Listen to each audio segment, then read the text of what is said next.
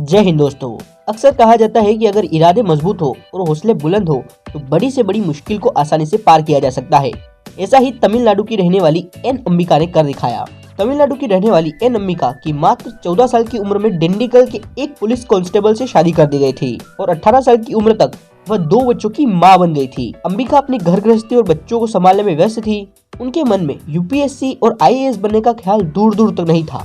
तो आखिर उनके मन में यूपीएससी एग्जाम देने का ख्याल कहां से आया? इंडिया टाइम्स की रिपोर्ट के अनुसार एन अंबिका एक बार अपने कांस्टेबल पति के साथ गणतंत्र दिवस की पुलिस परेड देखने गई, जहां उन्होंने उनके पति को पुलिस ऑफिसर्स को सैल्यूट करते देखा और ये सोचा कि मैं किस तरह से ये सम्मान पा सकती हूँ। इसको लेकर जब अंबिका ने अपने पति से बात की तो उन्होंने बताया कि ये सम्मान मिलना इतना आसान नहीं है और इसके लिए कड़ी मेहनत की जरूरत होती है।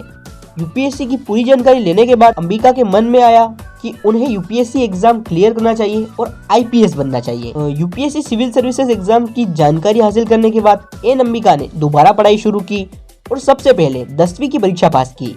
12वीं के बाद उन्होंने डिस्टेंस लर्निंग से ग्रेजुएशन किया और फिर वह आईपीएस अफसर बनने के सपने को साकार करने के काबिल बन चुकी थी। इसके बाद उन्होंने यूपीएससी एग्जाम की तैयारी शुरू की। एन अंबिका और उनका परिवार एक छोटे कस्बे में रहता था जहाँ पढ़ाई की पर्याप्त सुविधा नहीं थी।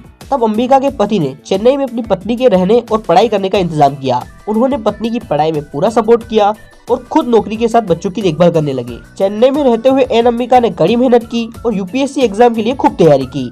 हालांकि इसके बावजूद उन्हें लगातार 3 बार असफलता मिली।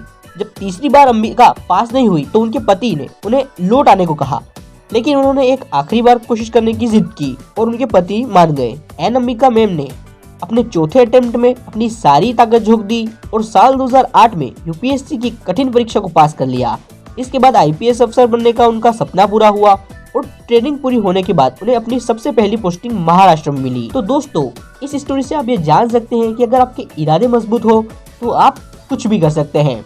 आई होप आपको ये वीडियो पसंद आया होगा। ऐसे ही और सक्सेस स्टोरीज देखने के लिए हमारे चैनल को सब्सक्राइब कर बेल आइकन जरूर प्रेस कीजिएगा।